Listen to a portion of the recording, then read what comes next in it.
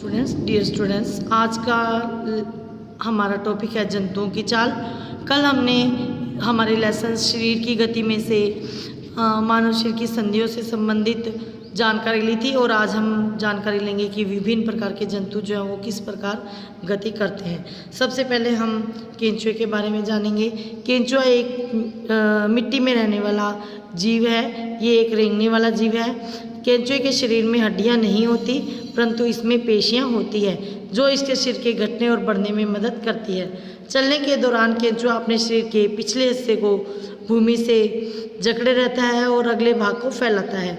इसके बाद वह अग्रभाग से हम अपने शरीर के अगले भाग से भूमि को पकड़ता है और पिछले भाग को आगे की ओर संकुचित करके खींचता है। इस प्रकार इस क्रिया के द्वारा वह कुछ दूरी तक चलता है।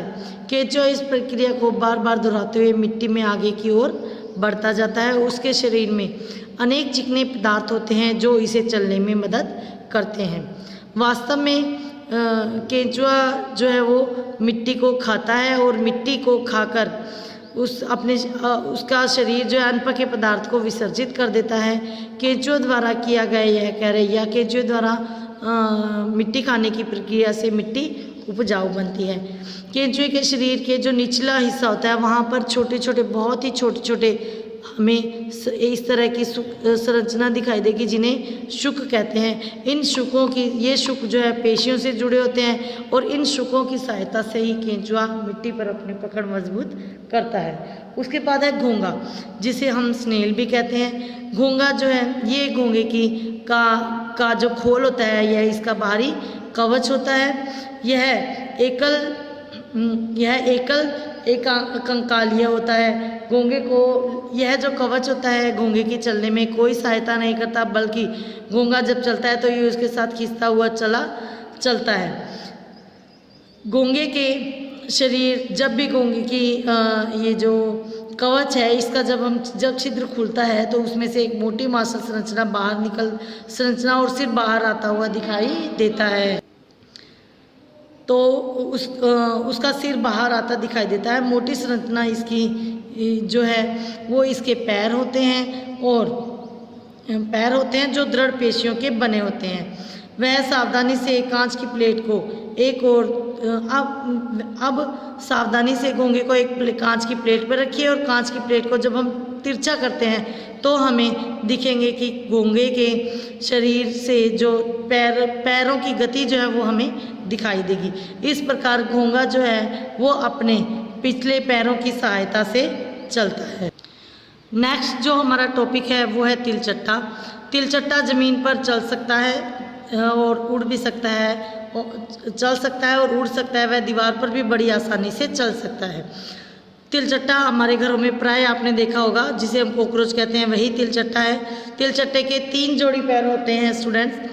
ये एक जोड़ी ये और ये इसके दूसरे जोड़ी पैर हैं और ये इसके तीसरे जोड़ी पैर हैं। तो इन पैरों की सहायता से ये गति करता है। तिलचट्टे में का शरीर कठोर होता है और इसका शरीर जो है बाह्य कंकाल से ढका हुआ होता है।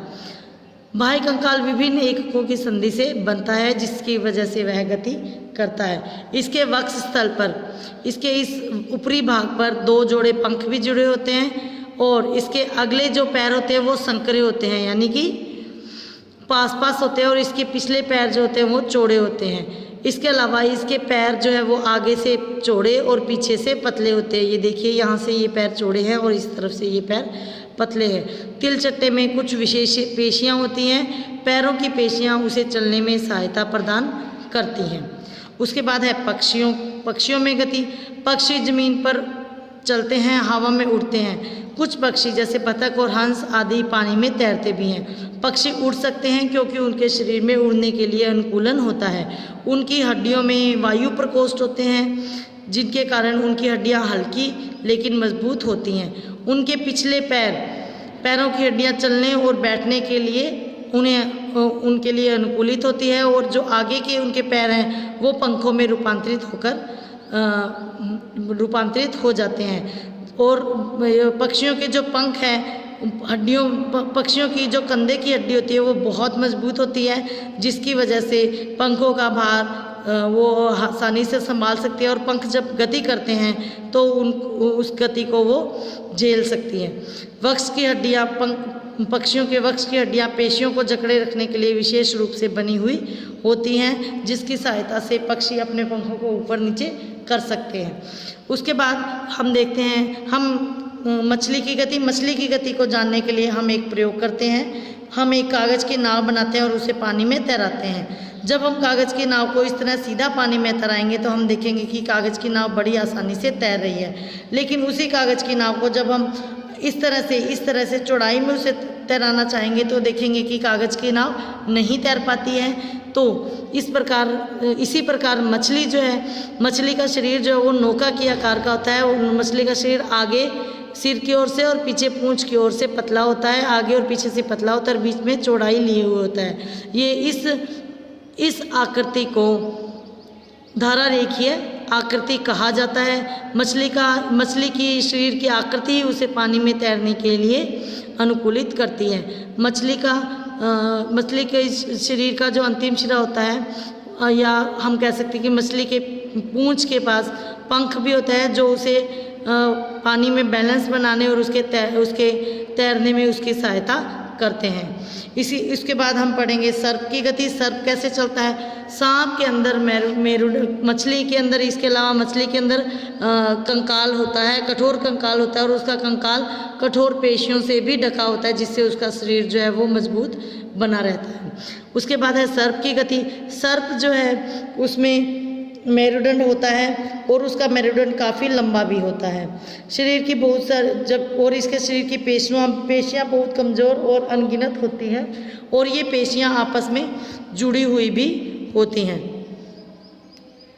इन जुड़ी हुई पेशियों के कारण ही सांप जो है वो गति कर सकता है।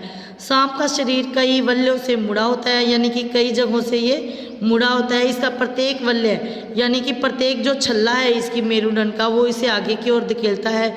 इसी कारण सांप जो है वो तेज़ी से गति कर सकता है। सांप तेज गति से चलता है लेकिन यह सीधा नहीं चल सकता, क्योंकि इसकी रीढ़ के हड्डी के जो छल्ले हैं वो बहुत ज़्यादा होते हैं और वही इसको आगे की ओर धकेलते हैं, जिसकी वजह से यह गति कर पाता है। स्टूडेंट्स, तो यह था आज का हमारा लेसन का लास्ट टॉपिक, विभिन्न प्रकार के जंतुओं में गति।